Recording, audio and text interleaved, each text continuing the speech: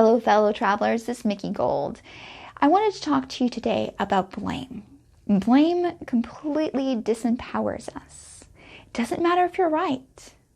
It doesn't matter what the deal is. If you blame somebody or something for what's going on in your life or why you can't, you no longer have the power.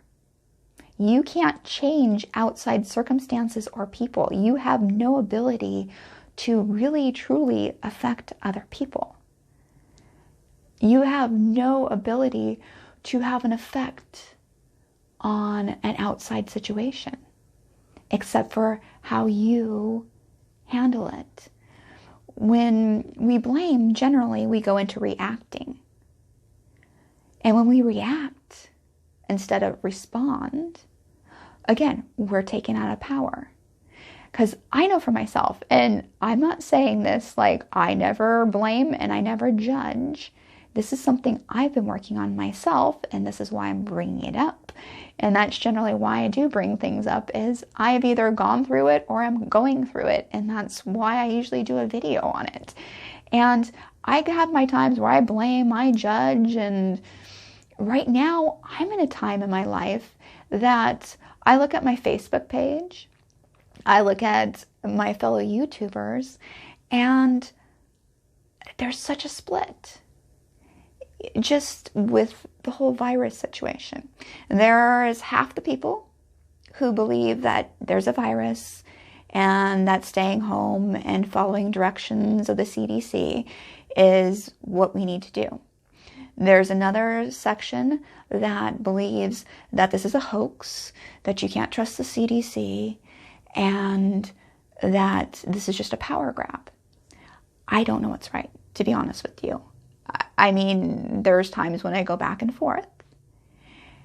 And the way people are wording things either direction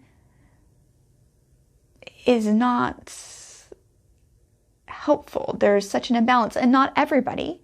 There are people who are like, well, do the best you can, take care of yourself, try to follow the best you can. That's great. What I'm noticing, though, is the people who don't believe and they think this is a hoax are telling people, hey, you're living in fear if you follow the CDC and you believe in this whole virus thing. However, believing that somebody created a hoax sounds a little fearful to me as well. Like, both of these sound, and like I said, not the balance, the middle way is usually where things actually fall. And where you can usually, like, if it's too far this way or too far that way, it's not something that is usually good. The truth usually lies somewhere in between. And a lot of times too, depending on what we believe, what our filters are, is how we decide who's right or wrong. Like, for instance, I'm a female, and I will have a different lens than, say, a man. And as if you watched my anti-no-fap video, you heard that I had a different opinion than a lot of men or boys who were following certain regulations and what they thought was helpful, and from a male perspective. And I brought in a female perspective, and I disagreed with them.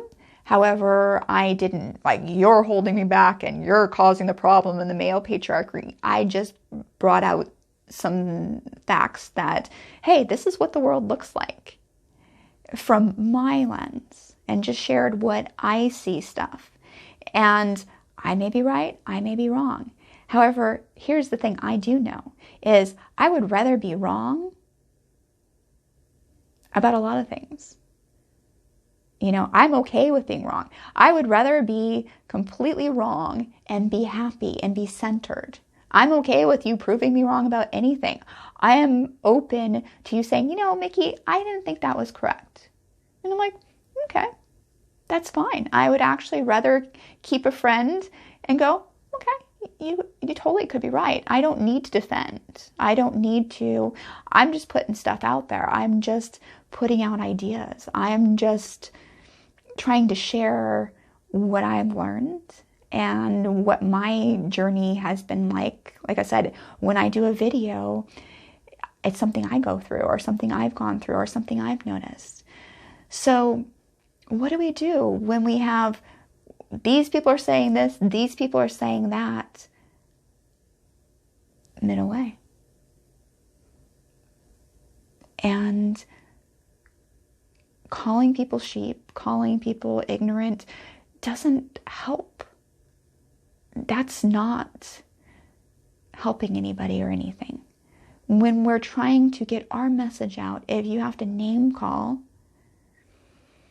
you're kind of almost invalidated a point. Like if you took debate or public speaking and speech and debate type of thing, you don't get to go up there and just say, you're an idiot. And you're just a, righty whatever, or you're a lefty this, or you're this or that. That's not going to win you a debate. And also, life's not all about debating. It's not, can I be clever? Can I say bigger words? When it comes down to it, I listened to an audiobook called The Untethered Soul. And part of this premise towards the end was the whole point is to be happy. And that we should take a vow to be happy and not let circumstances, because there's always going to be circumstances. There's always going to be something with a car, a house, a job, this or that. There's never going to be a moment free of circumstances. But do we let those circumstances take away our happiness, take away our power, take away our centeredness? Because when we let outside circumstances dictate whether we're going to be happy or not, there are times that people live that there's a lot of things going on. And there are little calmer times. As far as I've seen watching and studying history, there really hasn't been calm times. We've gone through depressions. We've gone through wars. We've gone through plagues of sorts, viruses. We've gone through influenzas. We've gone through really tough times. We went through smallpox and polio. And I feel grateful that we are not living in the times of polio. Both my great-grandmother on my mom's side and my grandfather on my dad's side both had polio. My great-grandmother, it just kind of affected the way her face looked, and you wouldn't know if you didn't know. That's the deal. However, my grandfather was it was very challenging to him because he had a shriveled leg and he had to wear a lift about yay big. And that kept him from the military, which some people say yay, some people say no. It just kind of depends on how you look at it.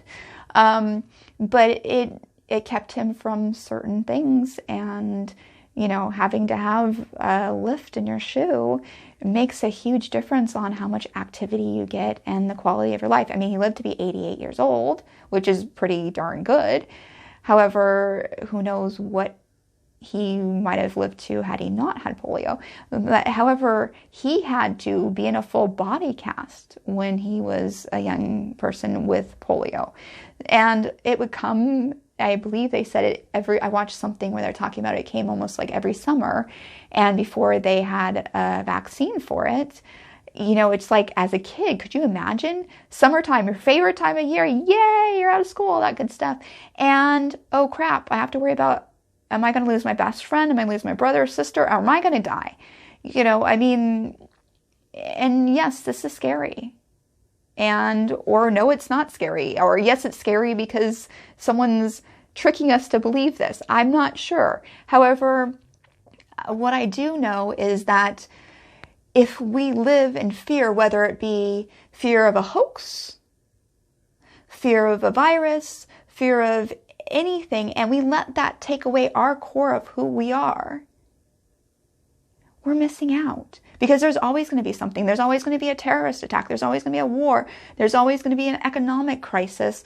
There's always going to be these things until we shift our paradigm, I should say, because maybe there's not. maybe we can all raise our vibration high enough that we can get rid of disease, and we can get rid of the need for an economy that might or might not work for people. Because if something crashes, what they say, every 8 years or something, that doesn't seem like it's working really well. And that's a whole nother subject. But if we let those outside things determine our happiness, our life, we've lost our power. And I'm not saying, yay, go tap dancing, it's awesome that this virus is here, or that there's a hoax and that we're on lockdown, or whatever the situation is. No, I'm not saying that at all. I'm just saying is, what can we do at this moment? So you might be, depending on what state you live or what county you live in, there might be a severe lockdown, or there might not be any. You might be one of those people that, got to go to church on Sunday for Easter, or whatever the case might be. But, and I'm pretty sure if you were, you probably are not watching my channel. However, whatever the situation is, and you might be fine financially, or this might be stressing you out financially. However, when we really look at things, like if this was a moment, if you had, and the Untethered Soul brought this up, and in the book Untethered Soul is by Michael A. Singer, and I'm not giving a big book review of it, but it's, if you listen to it, it's about 6 hours. If you read it, it might take you a little longer than that. But because I like to listen to audiobooks sometimes so I can do other things while I'm listening. So it kind of helps a little bit. You can work out and listen. You can, clean the house and listen, make food and listen, whatever. So I enjoy that sometimes, just picking up a good audiobook. However, so the thing he talked about, for instance, is if the angel of death came to you and you had a week to live, what would you change? Or what would be important? Or, if your doctor came in and said, hey, you're done. You're in the end of your last breath. He talked about the fact that if it was raining outside, normally when we're healthy, when everything's good, we'd run in to avoid the rain. However, if you were dying, you might ask the hospital staff to wheel you out so you could feel the rain on your face one last time. It's all a matter of perspective.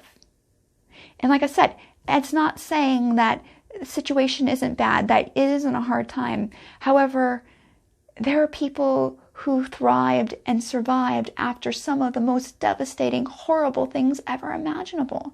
There are people who get through being POWs and come back a better person. There are people who've gone through genocides. There are people who've gone through all sorts of things, and that didn't change who they were inside, didn't change their faith, their belief. It didn't change their happiness. And like I said, I struggle, and I'm working on this. There's moments where I'm just like, on little tiny things. Like, this is my third time trying to shoot this video. The first time I tried to shoot this video, I had my hair in front, which looked really kind of nice, but you hear of my shirt, or my hair in the video. And so I was at 20 minutes, and it sounded, other than a shh of my hair, it was a super awesome, phenomenal video, and chances are pretty good that I probably will not make quite the same video as I did. However, that's okay. I trust the universe. However, so what I want us to focus on, if we can, is having situations that cause us anxiety, that cause us fear, or whatever we might blame, to take that and let that be our teacher. You can be handed what you might think of as a poop sandwich, and there's always something to gain. There's always a little golden nugget there. If you're willing to wade through the crap and, clean everything off and pull out the little and go, oh, this is what I was meant to learn. Because nothing's an accident, and nothing's there to punish or be mean or horrible. For some of us who are inside, we're inside, some of us, with our families. How awesome with our dogs. We have time to meditate. We have time to breathe. We have time to stop and think, what do I really want to do? What do I really want to do with my life? So even if it's a hoax, you still get time to think, what do I really want to do? You be upset. You can blame this person for not responding fast enough. You can blame these people because it's a hoax. You can blame vaccines, not vaccines, blah, blah, blah, blah, blah. Go on and on and on. Or you can take this time and go, right now, this is what is. And the thing is, if you keep in a healthy, happy space, if you meditate, if you go inward and you make that solid foundation inward, you might notice that things on the outside fall into place like they're supposed to. Because sometimes we're supposed to just leave it the heck alone. There's a lot of people who work on manifestation where you picture, and I'm going to do a manifestation this way. I'm going to do a video and some meditation on this, where you picture, you have a video, film strip, where you picture the outcome, kind of like when we did the Ring of Power. You picture that end frame. You don't have to go, okay, how is this going to happen? You see yourself successful, or you see yourself in a position you want to be in, and you don't go, how did I get there? You put out that energy, that vibration, because what we vibrate is the most important thing. Our vibration is the most important thing. And that brings us what we want. So if we're up in arms either way about anything, we're going to be low vibration. So like if you're blaming someone, you're down in their vibration, whether you're right or not.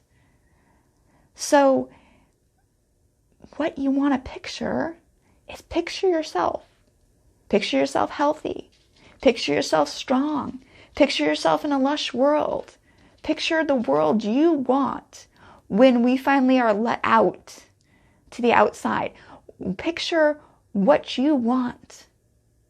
Picture yourself healthy. Picture green. Picture whatever you want. Picture that house. Picture that car. Picture that job. Maybe the job you have does not make you happy. Or maybe the way you were doing your job before this didn't make you happy.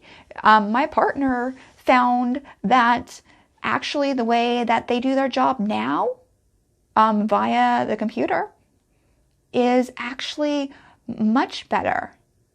And that might be something later on in life, that's the way they do their life, so that we're not tethered to our employment being at some place. So for instance, if there's fires, if there's floods, if there's earthquakes, it doesn't matter if there's no jobs in the place that you live. If you're online and you do the job that you do online, you can go live wherever you want as long as you have an internet connection. And as long as, you have the correct licensing or, certifications, whatever you need for your job. But this can be a blessing. Anything that triggers you, whether it be a person, a situation, anything that triggers you. And I've been working on this myself. And I've noticed that I feel better. I feel happier. And because I used to be always up about this injustice. Oh my gosh, this is, And now I'm in a place where it's like, maybe so. It might be, but there could be something good. When we have somebody who breaks the law, it's like, okay, we got to figure something out different. When we have someone that does something this way, how could we fix this? When someone's bending the rules and we're like, hey, how did they? Well, maybe there's something we need to look at. Maybe there's something we need to change. Or this isn't working, this isn't fair. Hey, what can we do different? If your message isn't getting across, how can you do it differently? We just have to find the love, the peace inside of us first, and then take it out there. We have to do our work. This is what, no matter what you think of the situation, nobody, nothing can fool you or harm you if you are okay in here. All right, my fellow travelers, I love you. I hope you are well, and I hope you are happy. Peace, love, namaste. Thank you for watching.